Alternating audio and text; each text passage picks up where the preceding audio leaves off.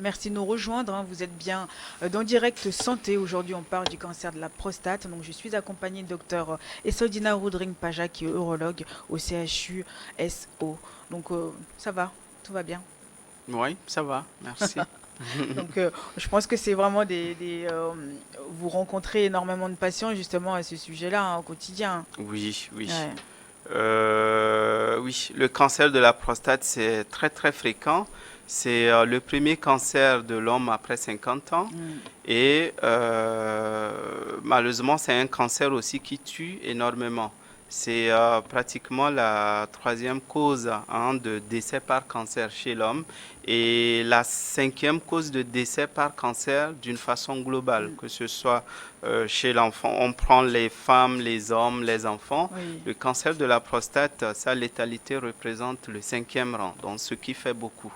Donc ça devient plus ou moins, hein, dans les pays, surtout dans les pays où l'espérance de vie est très très avancée, ça devient un problème de Mm. santé publique parce que ça a un coût, surtout quand on ne découvre pas tôt. Et cette létalité et cette fréquence fait que ça pèse beaucoup sur la société La dans ces société. pays-là. Et ça commence effectivement à venir chez nous parce que l'espérance de vie de notre population commence un peu à aller Mm. à augmenter. Donc voilà, on en voit au quotidien, Raison effectivement. pour laquelle il faut informer. Raison pour laquelle il faut informer parce que malheureusement, dans notre contexte, lorsqu'on voit les patients, c'est souvent à des stades assez avancés et le plus souvent, on se rend compte qu'en fait, ces patients-là n'avaient aucune information, ils ne Mm. savaient pas du tout ce que c'était et ils ne savaient pas quelle démarche il fallait mener pour que le diagnostic puisse être posé le plus rapidement Non possible. possible. Donc, c'est très important que, hein, nos parents, nos frères Mm. soient informés pour qu'ils puissent réagir assez vite. Assez vite. Ben Ouais. justement, on voulait savoir quel est le rôle de la prostate, hein, docteur? La prostate, souvent quand on dit prostate, souvent les gens, les patients, quand on veut les opérer de leur prostate, ils ont une certaine phobie parce que ils pensent que la prostate, bon, lorsqu'on touche, c'est fini. Et souvent, c'est ce que l'information aussi Mm. qui circule dans les rues. Quand vous avez un patient à qui vous devrez faire l'ablation de la prostate ou vous devrez juste enlever une partie de la prostate pour lui permettre d'uriner, vous allez voir son voisin va lui dire, ah, prostate, non, il ne faut pas te faire opérer la prostate parce qu'une fois qu'on touche, c'est bon, tu es mort. La prostate n'a pas un rôle vital. Mm. La prostate a un certain rôle, mais pas, on peut enlever la prostate et puis vous vivez normalement, sans souci. Par contre, la prostate joue un rôle dans l'éjaculation, d'accord? Parce que lors de l'éjaculation, la prostate contribue avec les contractions pour expulser le sperme au Mm. dehors. La prostate aussi joue un rôle très important, hein, dans la sécrétion, hein, dans la constitution du sperme. Mm. Le sperme, en fait, non seulement ne contient pas que les spermatozoïdes produits au niveau des testicules, mais il y a énormément de liquides qui viennent s'ajouter, notamment le liquide produit dans la prostate, le liquide produit au niveau des vésicules séminales, le liquide produit au niveau des glandes Mm. autour de l'urètre et tout, et donc tout ça constitue le sperme. Et troisième point, c'est que la prostate aussi joue un rôle partiel ou complémentaire dans la fertilité de l'homme. De Pourquoi? l'homme. Parce que la prostate produit une enzyme qu'on appelle le PSA, d'accord, qui va intervenir dans, hein, la libération des spermatozoïdes qui permettront aux spermatozoïdes d'être beaucoup plus mobiles, hein, pour pouvoir aller assurer la fécondation. Donc voilà essentiellement les trois rôles majeurs que joue la prostate. Et en dehors de ça, il y a aussi des sécrétions qui ont un rôle antibactérien pour diminuer un peu les risques infectieux, Mm. hein, dans la sphère urogénitale.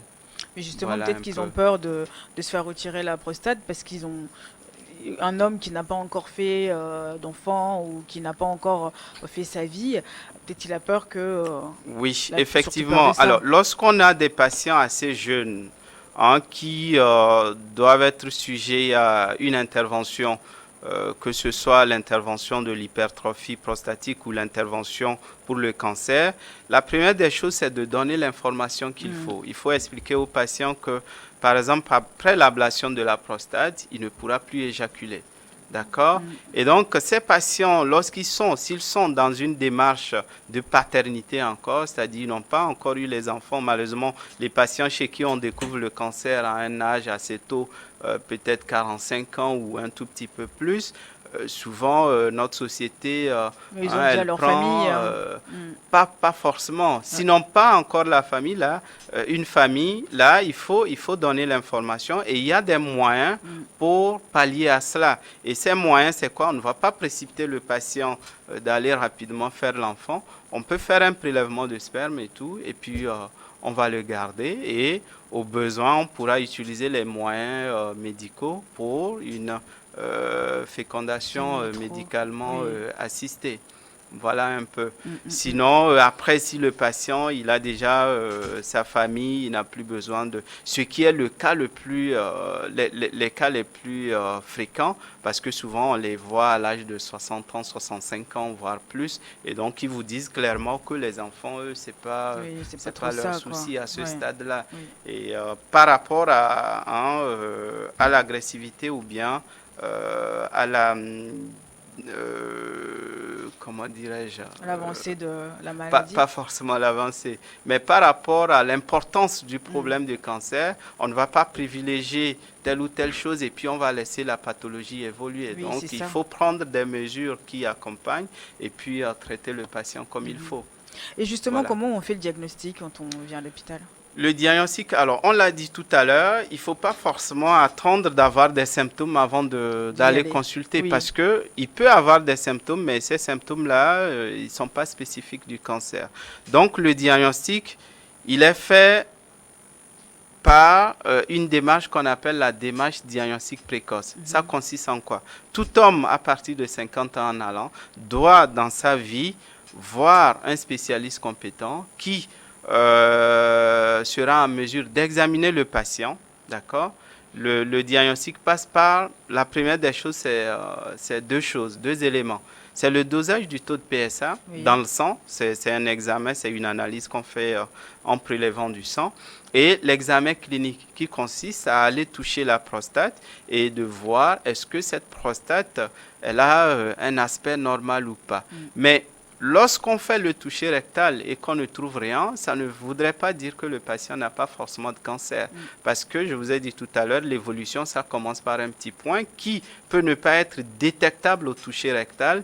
Et donc, ça serait probablement l'augmentation de ce taux de PSA qui va pousser le médecin à demander d'autres analyses. Et l'analyse qui vient vraiment vous dire avec précision et en vous donnant énormément d'éléments sur ce cancer, c'est ce qu'on appelle la biopsie prostatique.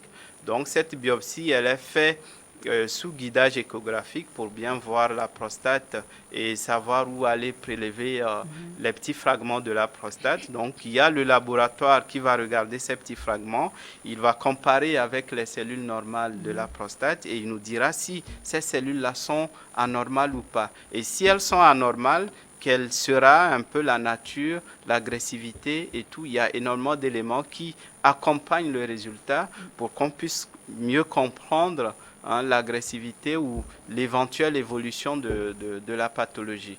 Et lorsqu'on fait le diagnostic, parfois, il est important aussi de demander certaines analyses pour savoir si la maladie s'est arrêtée uniquement au niveau de la prostate ou bien elle a migré ailleurs. Donc, c'est ce qu'on appelle un bilan d'extension.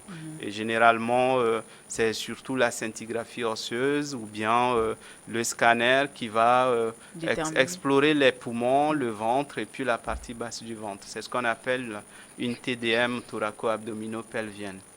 Donc ça, il faut aller voir, il faut consulter, n'hésitez surtout pas, on ne cessera de vous le dire. Donc dès que vous avez un petit bobo, allez voir votre spécialiste de santé qui vous orientera vers le médecin concerné. Donc Alexandra va nous poser, va poser quelques questions, deux questions parce qu'on n'a pas beaucoup de temps. Alexandra, bonjour, comment ça va? Ça va très bien, bonjour docteur. Bonjour madame. Bonjour chers téléspectateurs. Et j'ai quelques questions, mais la première question vient de Madame Alida, qui dit que son frère a 32 ans et souffre du cancer de la prostate. Mais est-ce qu'il peut être guéri après le traitement? Alors, ça cause déjà, il a 32 ans. Oui. Je ne dis pas que c'est faux, mais c'est un cas rarissime. Parce que jusque-là, dans ma pratique, le cas le plus jeune que j'ai eu à découvrir ici au Togo, le monsieur avait 45 ans. Déjà 32 ans, ça cause problème. Est-ce qu'elle est vraiment certaine que c'est un cancer de la prostate? Est-ce que c'est un neurologue qui a fait le diagnostic? Parce que, comme on le disait, la prostate, elle est sujette à plusieurs pathologies. Ça peut être juste une inflammation de la prostate et tout. Alors, maintenant, on oublie un peu cet aspect, l'âge très jeune du monsieur. Le cancer de la prostate, il y a plusieurs stades. Il y a les stades débutants, il y a les stades où la pathologie est confinée dans la prostate, il y a les stades où la pathologie touche légèrement les organes de voisinage et il y a les stades métastatiques. D'accord? Et le traitement, l'évolution, le pronostic de chaque stade est différent. Raison pour laquelle on incite la population à se faire diagnostiquer à un stade assez précoce pour que la gestion ou le traitement de la pathologie soit assez aisé pour le médecin, mais aussi pour le patient, parce que plus on découvre assez tôt, plus on donne la chance au patient de guérir définitivement. D'accord? Alors, partant de là, les deux premiers stades, c'est-à-dire le stade où la pathologie est vraiment débutante cliniquement, on ne découvre rien, et le stade où la pathologie est confinée à la prostate, généralement, lorsque le traitement il est bien conduit et tout, on arrive à obtenir une guérison totale. D'accord? Ça veut dire que ce patient, si on indique, on lui offre une bonne option thérapeutique, que ce soit la chirurgie, que ce soit peut-être la radiothérapie ou autre, au bout de plusieurs années après, avec nos contrôles, on se rend compte qu'on n'arrive plus à détecter le cancer, donc on peut les déclarer guéris. Maintenant, le cancer, lorsqu'il est avancé, c'est là où ça devient très compliqué aussi bien pour le patient que pour le médecin, parce que les attitudes thérapeutiques ou les options thérapeutiques que nous avons à offrir à nos patients dans cette situation, c'est des traitements qui vont empêcher la pathologie d'évoluer, mais ça n'anéantit pas totalement la pathologie. Et donc, dans ces stades-là, c'est un peu difficile qu'on dise aux patients qu'on va le guérir. Donc, C'est pas efficace la à réponse, 100%, le traitement. c'est pas que c'est pas efficace à 100%. C'est efficace, mais le stade de la pathologie fait qu'on ne peut pas guérir le patient et le déclarer guéri comme dans les deux premiers stades. Oui. Voilà, c'est en fait l'évolution qui est avancée, c'est pas que c'est le traitement qui n'est pas efficace. D'accord? Et donc, globalement, pour répondre à sa question, ça veut dire qu'il faudrait que je sache, ce patient, si réellement il a le cancer, c'est quel type de cancer, l'agressivité des cellules, et il est à quel stade, et partant de là, je saurais, je vais lui proposer tel ou tel traitement et je pourrais lui dire clairement que, avec ceci, je peux obtenir tel pourcentage de guérison ou pas. Voilà. Donc, ça dépend vraiment de l'évolution de la pathologie. D'accord. Merci, docteur. Donc, la deuxième question vient de Monsieur Philippe qui demande si une personne souffrant du cancer de la prostate peut toujours continuer à avoir des relations sexuelles. Oui, oui, oui. Le cancer de la prostate, c'est pas contagieux. Hein. C'est pas contagieux et il ne faut pas que les dames aient peur. Lorsque votre homme a un cancer de la prostate, ça ne va pas quitter son urètre lors des rapports. Et puis, de toutes les façons, voilà, vous n'avez pas de prostate, donc je ne sais pas pourquoi. Oui, on a d'autres problèmes aussi. Oui, hein. mais les cellules de la prostate ne vont pas aller se greffer ailleurs. Donc, voilà. C'est pas contagieux, donc si il a ses érections normalement et tout, ben, pourquoi pas? Il peut continuer à avoir sa vie sexuelle normalement comme il faut. Voilà. Et la toute dernière question, ça vient de Monsieur Georges, qui demande si son sexe va diminuer de volume si il est guéri du cancer de la prostate. Voilà. La taille de la verge n'a rien à voir avec le cancer de la prostate. Ce qu'il faut savoir, c'est que dans le traitement du cancer de la prostate, on il y a le traitement le plus courant qu'on connaît, c'est l'ablation totale de la prostate. Et donc, lorsqu'on fait l'ablation totale de la prostate, ça dépend aussi de quelle technique on va utiliser et ça dépend aussi du stade de la pathologie. Parce que ce qui entraîne les érections, c'est il y a des structures nerveuses qui sont juste derrière la prostate qu'on appelle les bandelettes neurovasculaires. Et donc, on est obligé d'aller enlever parfois lorsque la maladie est avancée. Et lorsqu'on enlève ces structures-là, cela peut occasionner ou cela occasionne dans un certain nombre de pourcentages un problème d'érection après. Et lorsque vous n'avez pas d'érection pendant longtemps, c'est tout à fait normal que vous voyez votre verge qui est un tout petit peu flétrie et tout, qui diminue. Oui. Ça n'a pas en fait diminué de volume, mais le fait que les corps érectiles n'ont pas été remplis de sang pendant longtemps, vous avez cette impression-là. Ce monsieur-ci, par la suite, il reprend un peu ses érections normalement et que le sang irrigue les corps caverneux comme il faut, il verra qu'il va retrouver le volume qui était avant. Donc, ça n'a rien à voir avec le volume du sexe. Par contre, il faut qu'il sache que ça peut effectivement entraîner une dysfonction érectile et voilà.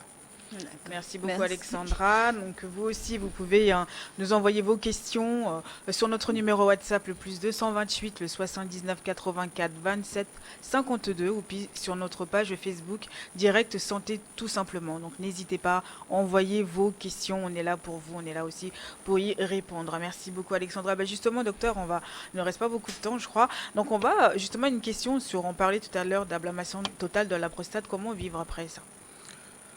On vit parfaitement bien avec ça. Tout à l'heure, on a vu que la prostate n'avait pas un rôle vital. L'ablation de la prostate, c'est que c'était jugé nécessaire, sinon indispensable. On a vu tout à l'heure que l'évolution, elle passe par des stades très très débutants, après ça évolue. C'est que si on n'agit pas très vite, la pathologie va évoluer et puis entraîner des métastases et la mort. Donc, l'ablation de la prostate s'impose dans certaines situations, mais c'est des situations où on découvre assez tôt. Il faut que les patients soient diagnostiqués assez tôt pour qu'on puisse indiquer l'ablation de la prostate. Sinon, ce n'est pas chez tous les patients aussi, on a cette possibilité de faire l'ablation de la prostate. Mais non, la vie après l'ablation de la prostate, il faut parler globalement des conséquences après ou bien des complications qu'on peut avoir après une ablation de la prostate. Essentiellement deux grandes conséquences ou bien deux grandes complications. La première, je viens d'en parler, c'est le problème d'érection. Parce qu'on enlève les structures qui permettent d'avoir une érection normale et donc ces structures-là prennent du temps à renaître et généralement ça prend un peu de temps. Le patient peut commencer progressivement à l'aide de certains médicaments, commencer progressivement à récupérer progressivement ses érections ou parfois, lorsqu'on a été très agressif dans l'ablation parce que la pathologie était très avancée, le patient aura légèrement du mal à récupérer et donc là, on peut recourir à d'autres moyens pour permettre aux patients d'avoir une vie sexuelle. Maintenant, la deuxième conséquences ou complications, c'est l'anéjaculation. Le fait de ne pas avoir des éjaculations lors des rapports. Et ce fait-là, il n'est pas vital.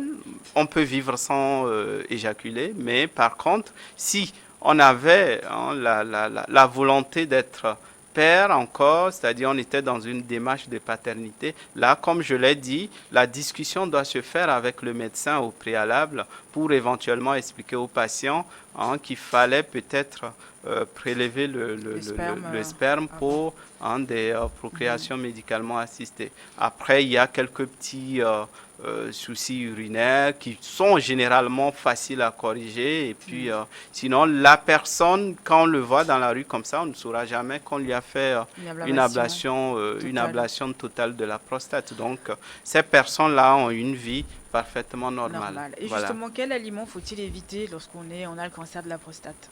On en a parlé au tout début. Si je vous dis qu'il faut éviter ça, ça veut dire que On sait, Je suis en train de dire que cet aliment-là favorise le cancer de la oui, prostate. On a bien dit que les éléments ou bien les facteurs bien connus, c'était les trois là, l'âge, l'origine ethnique et et puis puis l'environnement. l'environnement, c'est une supposition. Ça a Mm. une petite influence qu'on n'a pas encore définie scientifiquement. Et puis l'origine héréditaire. Oui, D'accord? oui, oui. Maintenant, les aliments, lorsqu'on suit les patients pour les problèmes prostatiques ou les patients qui ont été opérés, il faut savoir que si on leur donne des conseils sur l'alimentation, cela n'a rien à voir avec leur prostate, mais c'est pour leur santé globalement. Généralement, les cardiologues ou les diététiciens vous diront il faut éviter trop de sel, il faut éviter de manger trop gras, il faut éviter de manger tant. Donc ça rentre globalement dans la santé globale du patient et c'est pas spécifique pour la prostate. Ok. Voilà. Bah, que faut-il retenir, docteur? Ce qu'il faut retenir du cancer de la prostate, c'est que on peut guérir du cancer de la prostate. Ça, c'est un. Mais pour guérir du cancer de la prostate, il faut se faire diagnostiquer très tôt. Et pour se faire diagnostiquer du cancer de la prostate, c'est assez simple. À partir de 50 ans, 45 ans, pour les gens qui ont déjà certaines personnes dans la famille avec le cancer de la prostate ou chez les femmes, imaginez que vous êtes seul dans une famille, il n'y a que des filles. Si vous voyez vos sœurs ou bien vos tantes avoir des cancers de sang, généralement les gènes sont un peu liés avec, donc il faut consulter un peu plus tôt. D'accord? Le médecin vous demandera un taux de PSA, un toucher rectal et au besoin, on fera un diagnostic par une biopsie prostatique pour vous proposer le traitement. Maintenant, comme je l'ai dit, on peut guérir du cancer de la prostate, mais en même temps, le cancer de prostate, il est létal lorsque le diagnostic n'est pas fait assez tôt et malheureusement, à ce stade-là, c'est énormément des dépenses qu'il faut. Si je vous donne un seul exemple, lorsque le patient il est métastatique et que on met souvent certains produits, ça ne marche pas, on est obligé de changer. Pour vous dire, par exemple, je donne le cas du traitement, le Zytiga, le coût du traitement par mois, c'est au-delà de 2 millions. Wow. Donc, vous voyez un peu, ça, un seul mois, le patient va dépenser plus de 2 2 millions. millions. Alors que s'il se fait diagnostiquer un peu plus tôt, ça permettra au médecin de pouvoir bien le traiter. Alors, je finirai par dire ceci. Il ne faut pas avoir peur de la chirurgie de la prostate. Les gens, malheureusement, écoutent beaucoup ce qui se passe dans la rue, écoutent beaucoup les oui-dire de la rue et tout. Ah oui, on avait opéré mon père il y a de cela 20 ans, il est mort sur la table d'opération. Ce qu'il faut savoir, c'est qu'est-ce qu'il avait, à quel stade il était, qu'il avait opéré. C'est très important. Oui. Donc, il faut que les patients sachent que être opéré de la prostate, vivre normalement, c'est possible. Et j'ai cet adage qui fait souvent rire aux gens. La chirurgie ne tue pas, par contre le cancer, lui, oui. Ah oui. Si vous refusez la chirurgie et que vous restez dans votre coin, ben, tôt ou tard, vous allez en mourir. Alors que la chirurgie, le médecin, il vous donne cette possibilité de pouvoir guérir de votre cancer. Voilà. Merci à vous, Je docteur. vous en prie. Merci pour d'avoir accepté notre invitation. Donc, je rappelle que vous êtes urologue, hein, donc au CHU Sylvanus Olympio. Merci beaucoup, merci Alexandra, merci à tous de nous avoir suivis. On se retrouve demain dans votre émission Direct Santé. Bonne journée à vous.